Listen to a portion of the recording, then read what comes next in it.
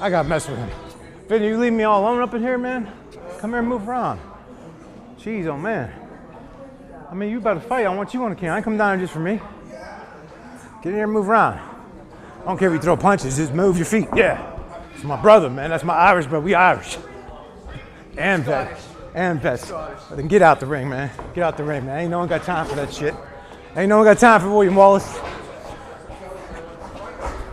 Southside Boxing Club.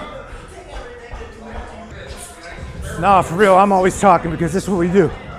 It's all about a story of hope and recovery. Trying to tell a story for hope, man, inspiration, people out there dying. Trying to tell you all, man, it's a fight for your life. This ring is figuratively and literally a fight for your life.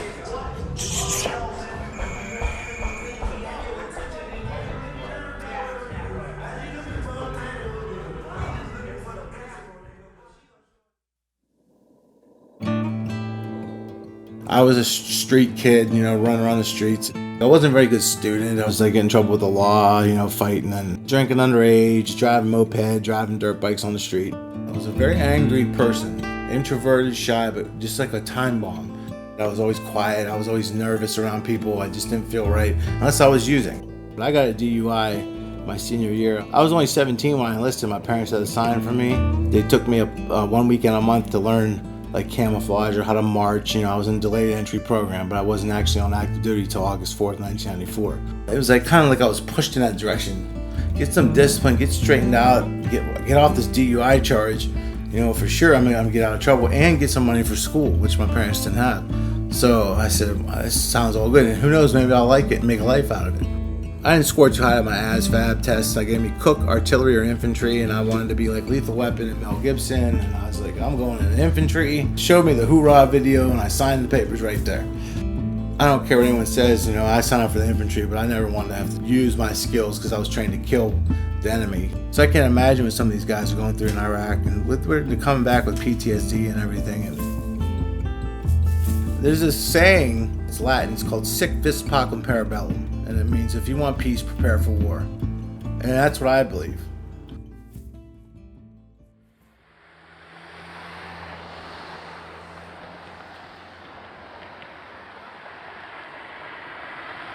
Youngstown, Ohio, toughest people on the planet, survivors. I mean, if you only knew what the town's about, you know, you see all the bad things because, you know, the murder town, murder capital back, you know, per capita. All the drugs, and every time you turn on the news, oh, you hear bad raps. It was known for a lot of mafia back in the day. It was called Bomb Town. It's always been like a violent town, but now it's my city, man. I love it, you know. This is the side of town I ran on the most when I was out there running and gunning. Southside. I mean, I've been on every side of town doing that. When I was deep in shooting dope and smoking crack and running out of here, you know, this is some of the area. Right here, this is like the stroll where a lot of things happen at night. You know, girls walking the stroll, prostitutes and being picked up, pimps. It's funny because I was always on the south side for good things when I was boxing and all that, but ended up getting in that addiction. You come out of the military, you're used to drinking. You're used to, you know, hang out with guys, you get fellowship, you go out. It starts out in the beginning as a social thing, you know, meet girls, have drinks, dance, and have fun. I hated the taste of beer, I hated the taste of liquor, I hated it all. I was there for the effect of what it made me feel like. In the beginning, it made me feel like a champion. I felt like I was looser, I could dance better. I thought I was Superman.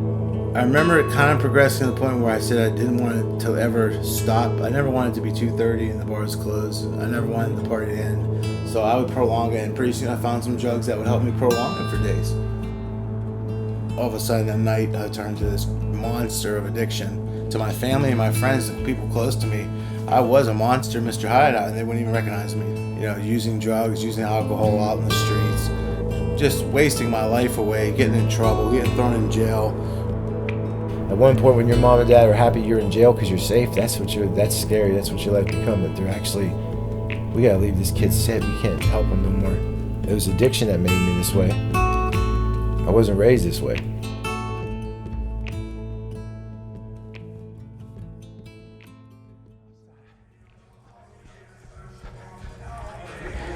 God willing, man, I get in the ring one more time. Just please, God willing. We'll see.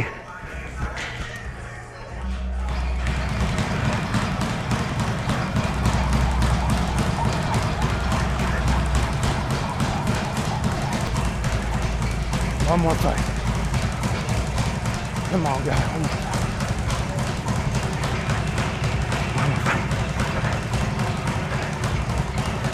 You know what? I'm proud of Billy this time because every other time that he came back to me, like I knew it wasn't the real deal.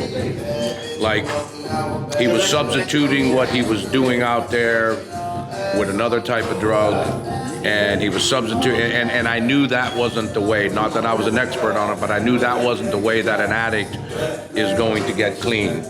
You know, and I never seen that real Bill, and I knew he wasn't going to be here for a while. And then, of course, I heard he went back off the wagon, per se, and then he would come back to me and say, no, I effed up, you know, but I'm going to get clean this time. I'm doing it the right way this time. I'm not even doing Suboxone. I'm doing this. I'm just going to maybe smoke a little weed, and I'm going, you know, I've been around the streets a long time. I've been around a lot of kids a long time. That wasn't going to be it. It wasn't going to work. How you doing, my man? Good. This right here, my man, this is my friend Kelly.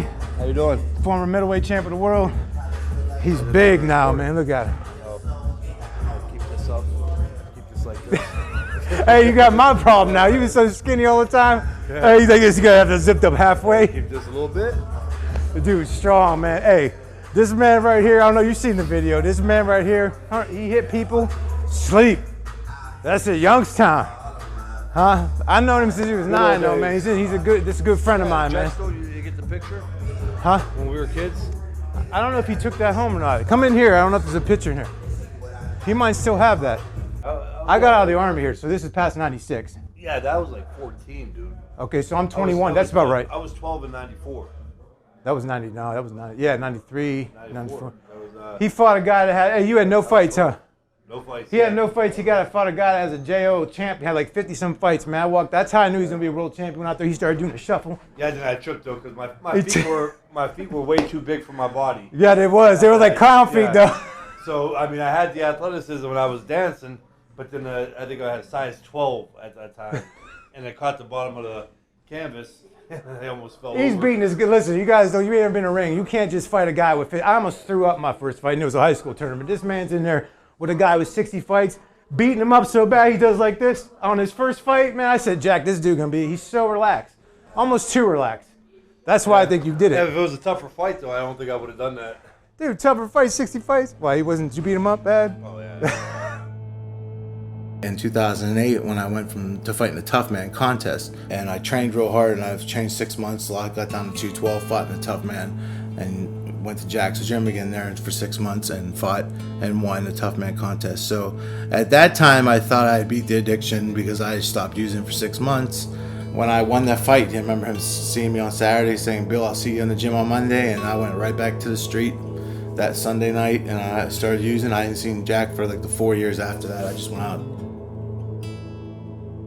When he left that last time before that, I told him, I said, Billy, I said, you got a little boy. I said, your family, what you've done to them. I said, it's time, man. You gotta man up. If you can't do that, there's no more chances even with Jack Lowe. It just can't happen. You know what I mean? I'm not gonna watch you kill yourself, ruin your little boy, and kill your mom and dad, which you came close to doing mentally. You know, and look at him. You know what I mean? I busted his balls until he shaved that ugly ass beard off his face that was down to here. I said, you look like shit. He thought it was the lion. You look like shit. You look like a raggedy ass dog. And you're fat as a pig. I mean, my God, man, start doing something about yourself. There you go. That's the old Billy Smaltz. I got a picture of him in my office. He's not that skinny yet. But that's the Billy I remember, and that's the closest thing we're probably going to get because he's a man now and can't get rid of that fat like we all used to be able to when we were young. But coming from almost 300 pounds or better down to where he's at now, homeless on the street doing drugs, this is the Billy Smaltz that I remember. I lost my apartment because of this hustling and drug activity. I'm pissed dirty. I'm starting to mess up my Veterans Court status hearings. I'm getting warrants because I'm not showing up. I'm sending my mother in there to... It just was I was a coward, and it made me just very fearful and made me a criminal. Son was sad, and it's just bad. He's 4 years old, and now he's seeing Daddy go to jail, and why isn't Daddy showing up? And it's just the pain I had inside, not being able to see my son. Like, I fucked up my life enough, and my son was born in this addiction. He's had it hard enough. He was in foster care, and people don't even know. And the last thing I want to do is this to happen. So I just said, I'm leaving. I'm leaving, so I'm going to get my boy. I'm getting the hell out of here. And if someone tries to stop me, I'm taking them all down with me. Yeah, my son, he's a smart kid, man. He's a bright little boy. It's kind of tough. I don't get to see him as much as I want because of I'm still dealing with a lot of wreckage of my past, being away. I look at it as I'm doing my prison time. You know, the first deal I'd have took, the charges I held after all that shit happened was 8 to 10. I got a deal to go get help, so basically I got sent away. And the first deal I turned down was 4 years in prison. And I've been in Butler almost 4 years in March. And I've been trying real hard. It wouldn't be something, and God does this, he works this way, man. That I had to go away to become a man, start over from the ground, which in many ways is harder than going to prison. You know, I didn't have to go do my time to know what it's like in prison. I'm not taking away from people that's doing time, and I've been time in jail. But I've walked out of jail with a different plan and ended up right back in that motherfucker.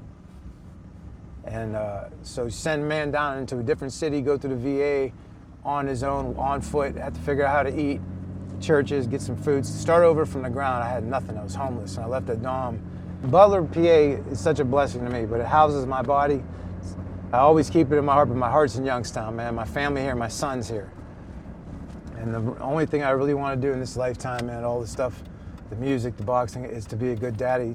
If I could have any guidance to let this boy not end up in the same spots as I was. You know, I've been in jail with father and son. They're cell apart.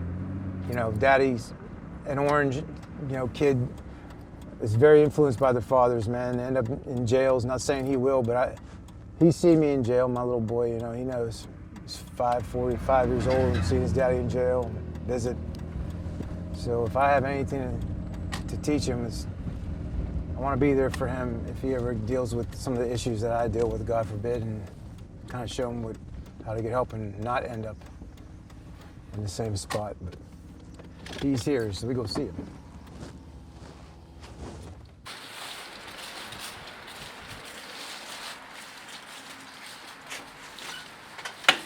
Come on in.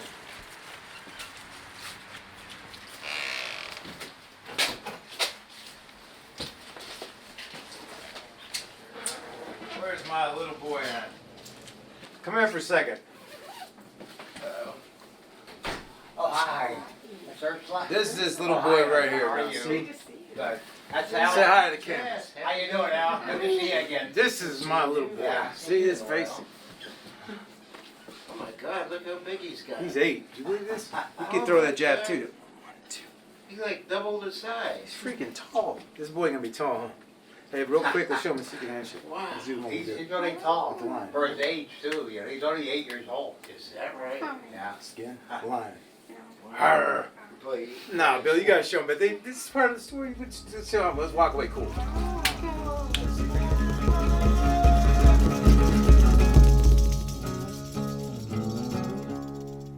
So all these things build up.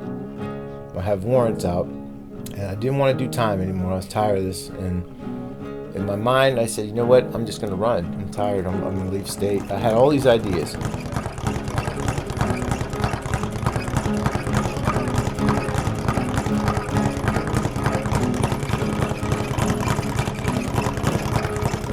I just said, fuck it, man. I'm done with this shit. All I want to do is see my little boy.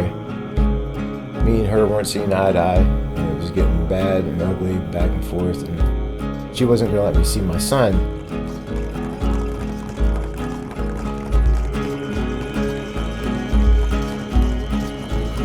And I went over there, and I planned it all. I was so angry. I had that break in reality. I remember driving, I had a knife, and I was going to kill her and take my boy. She opened the door, and I came at her with the knife and I held her down by her throat. And I was just so confused, and she stopped me by saying, I'm your friend, and I'm Billy's mama. And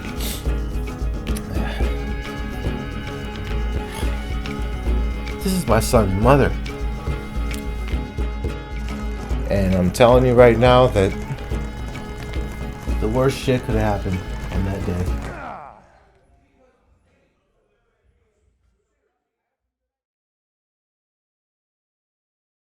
Man, it's got so much better. My mother, it's like their whole glow, their faces look better. Like the whole aura. It's like you remove this sickness, cancer, which is an addict from a family, far away. It's like I've watched them, as I heal, I've watched them heal. As my mother looked at me crying one time, probably like, I don't know if it was 5 months ago, and said, she's just shocked. She's like, you're like a blessing instead of a burden. So that right there was like it was like my, I don't know how you would say it, man. It was like the moment that I could win an Oscar and it wouldn't have felt shit compared to that moment. I'll say there's my mother. At this time of year, everyone reflects on their blessings because it's coming up for Thanksgiving. My husband was born on Thanksgiving, and he's a wonderful blessing. 13-pound turkey. Yeah, and this guy, just wow, so proud of you, son, because he could have died many, many, many times, and I was his enabler, and I didn't listen to people who said you shouldn't do this. I listened to him, the addict. So I was his enabler, and I have a lot of guilt about that, but and I'm trying to develop positivity. We are grateful for the blessing of two sons that one could have died once, and he could have died a million times. And you turned your life around, Billy. And I'm so proud of you, and I thank God every day for the blessing of the person that he is now. I just like to say thank you, This Lord. lady right here has been blessed with. Okay. She doesn't have to worry about the calls from Mahoney County Jail at 3 a.m. anymore. It's okay. You know what I mean? She Yes, used to be, it talk was- about it. I couldn't imagine to be on this, how it was on this side. Addiction, and I've been saying on this camera all day, is it tears. It's not just No. it's just not the addict that goes, the family. It It's a tears. family There's people out there disease. dying left and right, and the kids are the ones left behind, and the family suffers. They get just as sick, except they're not doing the drugs. You're watching someone kill themselves. Yes. And you know what I mean? You just have to witness them dying and taking everything down. And if you enable, you have to later assume responsibility for if something really bad happens. Don't take credit when something good happens, because that's all you. And God. This hard work, you're turning your life hard around, work. God, and you'll never be done. And it's hard for me to fathom. You have to work every single day at this. And you're doing It's worth it. You know where we're going, Billy? We're going down to the people that's homeless. Remember I told you? And they go down there and see them. They got no place to go. They give them food down there. And I want you to see, because Daddy ended up like that. You know what I'm saying? I'm just trying to show you God wants us to help people. What's the general orders? Get this on there. 1 is follow Jesus, 2nd is drink a lot of water, and 3rd is no socks to bed. No socks to bed. Right. Those are the 3 general orders that if you do perfect, or the best that you can, you will survive in this world. What we do when we at my house, when I see you, especially in the summer when it's week on, week off, and we train, I try to teach you these things so when you go home, you remember to do them on your own. Like drill, like military, same thing. When we have a routine, same thing over and over and over, right? Every day the same. You know what time you go eat, where you're gonna be in camp, what time we go boxing, what time we chill, right? Yeah. Routine. Right? Yeah. Routine, buddy. Routine. That's what helps Daddy the most now, is routine. At the charges held 8 to 10 if they ran me wild, let alone the vets court, what I had to do on top of it if I come back. But the reason why I didn't get what I was supposed to get was because a victim came for me. She told the judge, I want justice, I don't want, he can go to prison, he'll come back, but I want him to recover. Prison, just waiting. And so she said, as being the victim, I would hope he can go to this VA thing. So from that point it started, the journey. I trained slowly every day. Some of the PTSD and anger I have, things that was revealed to me through the mending and the anger management, and I started to know things about myself and how to change and go to my meetings, volunteer, stay involved. And now I got blessed with, I went to a training, certified peer special interest training. I got certified, and within 2 months I got a part-time job at the Grapevine, where my fucked up past helped me get the job.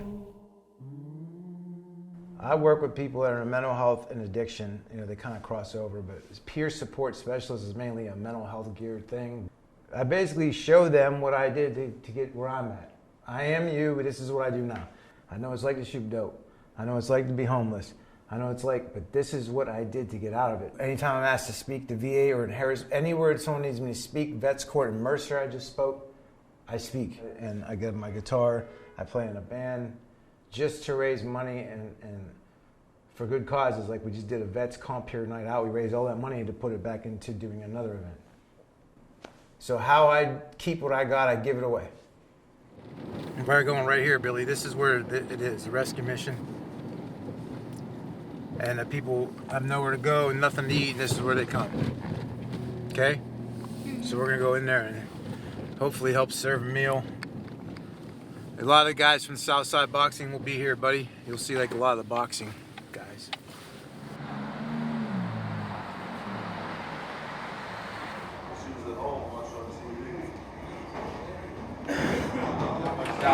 Turkey? You want bread? How you doing, man? You been down there for a while? A couple weeks. I was down here. Rice? I didn't even notice. Where was you at? Belmont or? South Carolina. Oh, okay. They're like, we're gonna give you an offer. We're gonna give you 15 years, suspended to 18 months of drug court. But if you mess up one time on drug court, you gotta go through the whole 15 years. Man, this sounds like my story, story, bro. bro. The 2 years that you did doesn't even count. Right. I was the only one in my class that graduated. Man, that's what's up. You took that one chance. That one chance. Hey, I'm on parole right now with 10 years. Violent felon, all these violent crimes. I got sent down doing my time in Butler, but I'm a vet. I went to a VA thing. One mess up, I got 4 years clean and sober. Being an addiction, being locked up over and over and over, and then how you recover. You on that side too with that? 2.5 years. Hey. Clean? Yep. Clean, my man. Seek me full-heartedly, thou shalt find me. That's right. We take all of our efforts and our works and put it all into doing drugs and negativity. Drugs. When you switch over, you take that same ambition you had to get high and do positive. Right. Sounds like you got that one chance too. That's all you need, that one chance.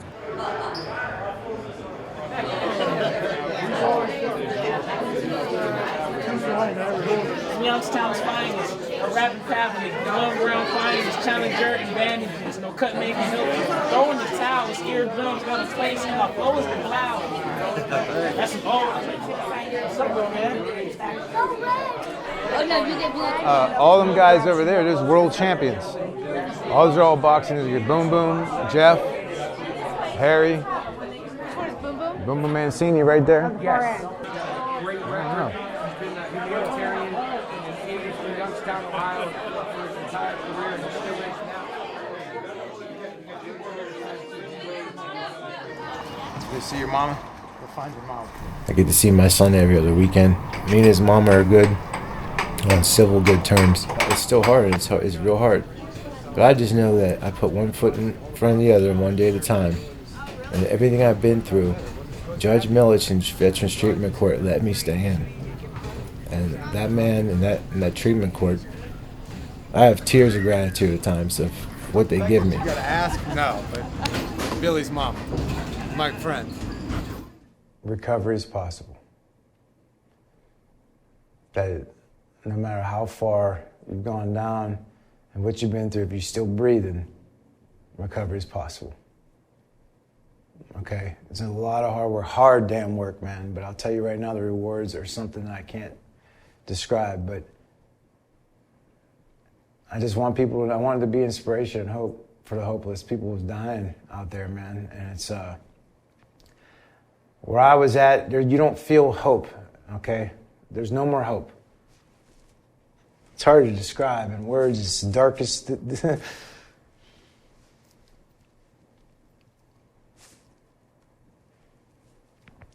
I don't let go of the pain because I can't forget. You can't forget it. So what I'm trying to say is that when people are there, I got 4 years clean and sober, and like my life for the most part is good, but I still deal with records of my past. But there's a place where there's hope now, and there's hope, and I have a chance. Someone without hope, there's nothing left. So, when people watching this film, want them to know that hope for the hopeless. I want people to know that if they can just get around people and ask for help, and instead of, you ask for help, which is hard. And you got to do a ton of things you don't want to do. You got to listen to people in the program and AA sponsorship and mentors and and court system. You gotta just do what you're supposed to do, but you can get your life back, and it's slow, but it's anything worth anything is built slow. The foundation. If it come quick, and it's no good, especially for an addict. It ain't no good for me.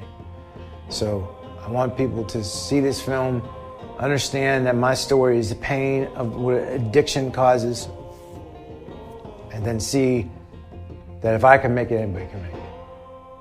That's what I want people to see.